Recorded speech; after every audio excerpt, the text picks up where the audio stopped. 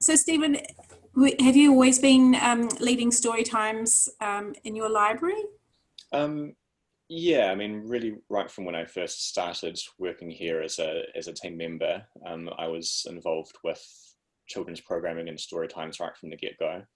Um, I probably ran my first story time when I was about 15 at Hastings Central Library, Oh, where, fantastic. where I worked on the weekends and after school. But yeah, in my current role as the Children and Youth Services Specialist for Wellington City Libraries, yeah, I do a lot of children's programs, and Storytime is one component of that for sure. So it kind of been too much of a switch to change over to a virtual story time.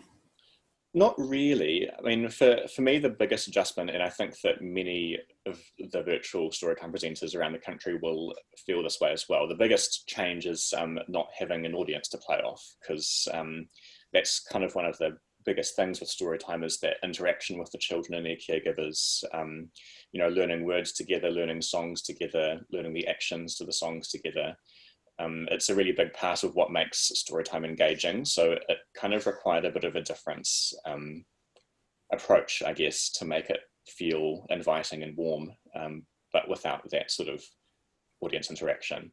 And I'm kind of lucky in that I'm living in a house at the moment with a family who have two children who adore Storytime. So I kind of get, you know, a reduced but very enthusiastic audience whenever I do one.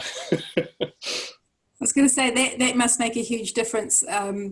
Yeah, having just one or two kids to be able to interact with, that must make it just all the more authentic, I guess. Yeah, it does, and they love helping out as well, which is lovely. One of our early story times features Finn in an enormous octopus suit, having a great time sort of capering around in the background. So yeah, they're very keen.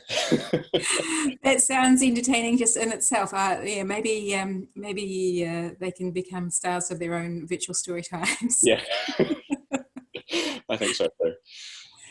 And can you tell us a little bit about Quarantunes? Yeah, so Quarantunes is essentially every evening on one of our branch library pages, on the Johnsonville library page, we have a small sort of virtual live concert.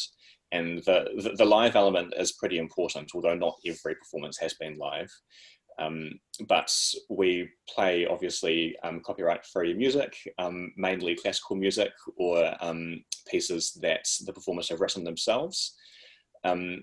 And it's just a way, we kind of initially conceived of it as just a way to give people a bit of light entertainment while they were stuck at home. And I think the first one that we did was something like the day after, or maybe 2 days after our libraries all closed.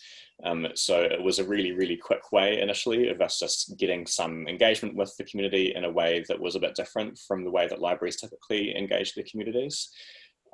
But it has kind of morphed into something a little bit more than that. And we have been really lucky to receive, you know, videos from members of our community, library patrons who are keen to share their talents. So we're getting a really broad range now. It's not just me playing the piano. You know, we had a beautiful performance from an Egyptian tabla player. We had a really lovely sitar and percussion duo, a father and son duo from Broadmeadows. We've had guitarists, we've had recorder players, we've had all kinds of stuff. So it's heaps of fun, and something that I hope we actually keep on doing, you know, after this whole ordeal is done with.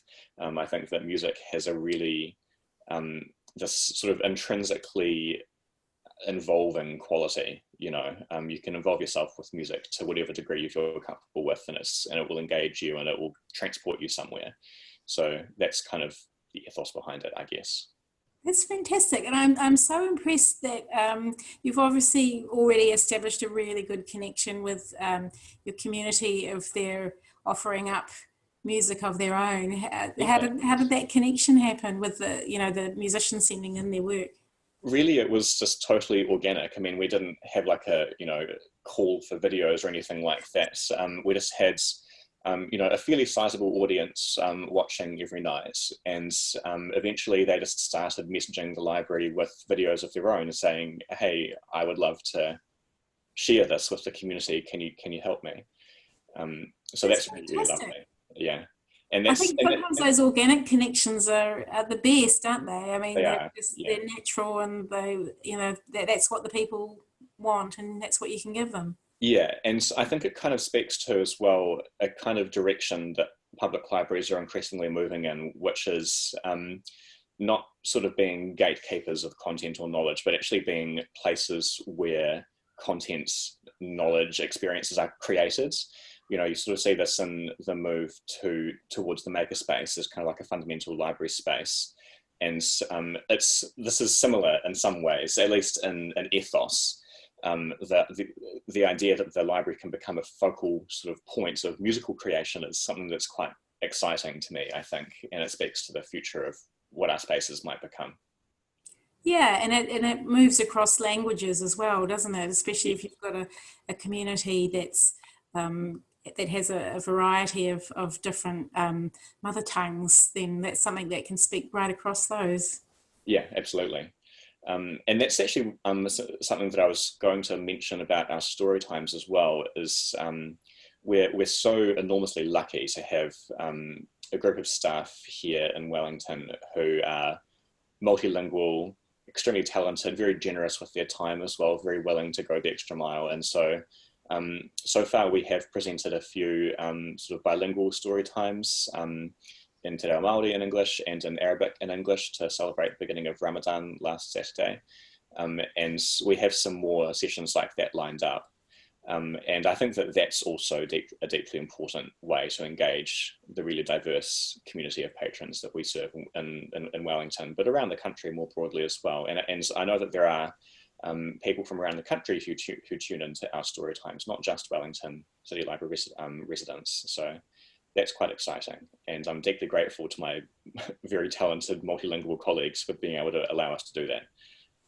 Fantastic. So you think going forward, I mean, obviously everybody would really like to be getting back to doing story times in person, but is there a place for virtual story times going forward? I think so. And I guess if there's one thing that this period of no physical contact has kind of shown us, it's that there is actually a really sizable audience for digital content that libraries produce. And I doubt it will be able to continue in quite the same form, and it will require some fairly substantial, negotiation with publishers if that's something that we want to do into the future. Prior to the lockdown, we did already have some digital story times hosted on our website through agreement with Gecko Press. So there's definitely, I think, a lot of potential to work with local publishers to be able to get content like that online. And there's an audience for it there for sure. Whether it's the same audience that there is for our physical story times is a kind of a different question, I think, but it's definitely worth experimenting with. And there's some additional stuff that we've been doing in the digital space that I think will definitely have a life beyond lockdown. In particular, we've been doing a lot of work with local teens online through a Discord server and a creative writing classroom online. And we've had such remarkable engagement with that. I mean, we've got about 95 to 100 kids who are part of that group at the moment. And, they log on every day and they interact with us, they interact with each other, they produce creative writing, they just chat about life. It's a really incredible sort of engagement site. Is it the Nanowrimo? Yeah. This is the Nanowrimo group, and you may have seen as well that we've had some wonderful support from New Zealand authors. We've had a great session with Elizabeth Knox, who came and talked about the realities of being a writer with a bunch of our keenest kids. We've had local authors like Gracie Kim and Chloe Gong offering to read their work and give feedback, and I think that that forum will have a substantial life beyond the lockdown, because now there's a group of teens who previously, to be honest, had never really engaged with the library in a meaningful way.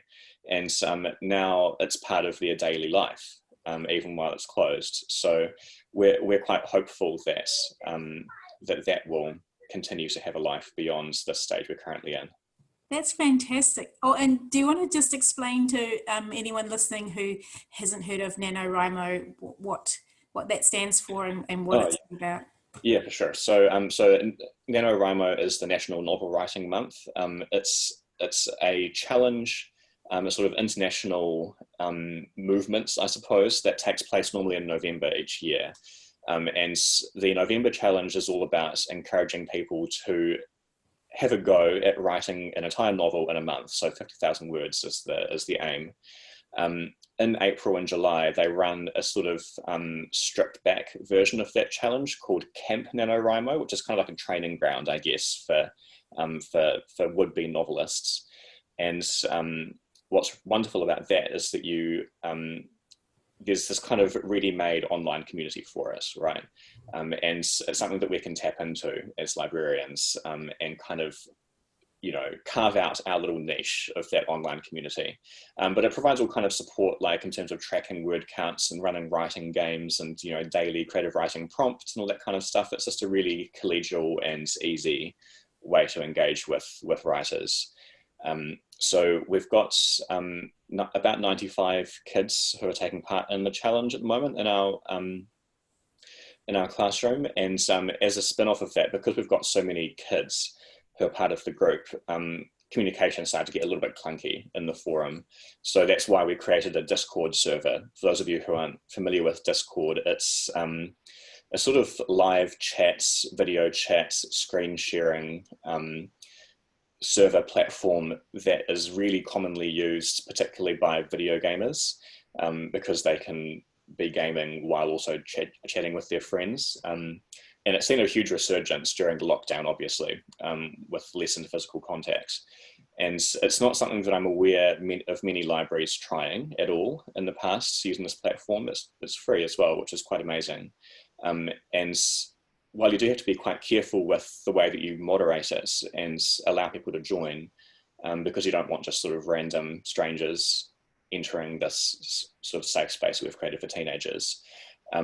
While you do have to do a bit of initial work in setting it up safely, once it's there, it's just so easy to run and really, really engaging for a demographic who's already familiar with how that technology works. Yeah. Maybe we might have to get you to run a webinar on how to set that up. That would be quite fun, I think. Yeah, there are definitely some of my colleagues in Wellington are very interested now in using it for ongoing engagement. I know that one of my colleagues is looking at running a sort of ongoing, you know, book group, sort of readers advisory sort of forum type thing using Discord, and that could be a really powerful way of engaging people who have access to that technology. Yeah. It's fantastic. It's not for everyone, obviously, and you know, one of the biggest questions is how do we engage people who don't have the technology or the knowledge or the will even to want to use it, and that's you know, something it's a question that I think is bigger than me. It's probably bigger than any individual librarian, but with the tools that we have, I think it's a strong way of engaging. Fantastic. Is there anything that you've been doing during this Rahui that we haven't spoken about yet that you'd like to mention? Well, I guess kind of the boring stuff, you know, like updating all the book lists on our website, and you know, keeping the blog content fresh and updated daily, and trying to keep. We've got a huge amount of staff who are very geographically distributed, you know, around the city and its suburbs. We've got probably around 120 staff or so. And so trying to keep as many of them engaged with what we're trying to do as well, bearing in mind that they all have their own limitations in terms of technology and time and access and childcare and all that kind of stuff. It's been a real journey to find the best way to keep staff informed about what we're trying to do and how they can be involved.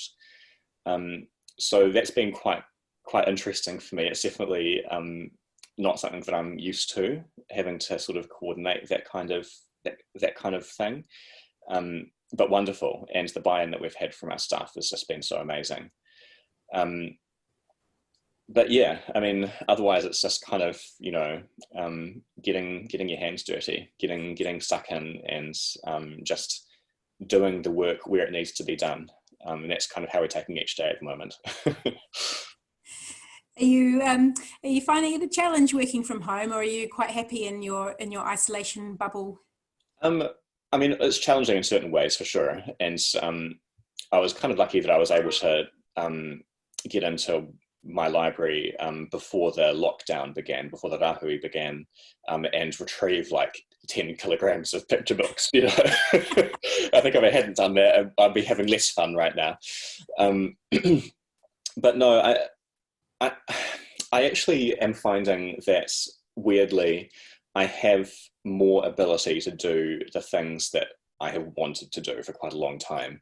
You know, like this, and particularly this engagement with teenagers is something that I had been wanting to focus on for a long time, but the realities of working in a physical library space and constantly being, you know, answering questions and doing reader advisory and running programs and being physically there in the space kind of precludes a lot of that engagement work. And so if you can be a little bit sort of creative about how you approach it, I think this rahui period could be a really productive one for children's librarians if they're interested in engaging in this digital space. Yeah.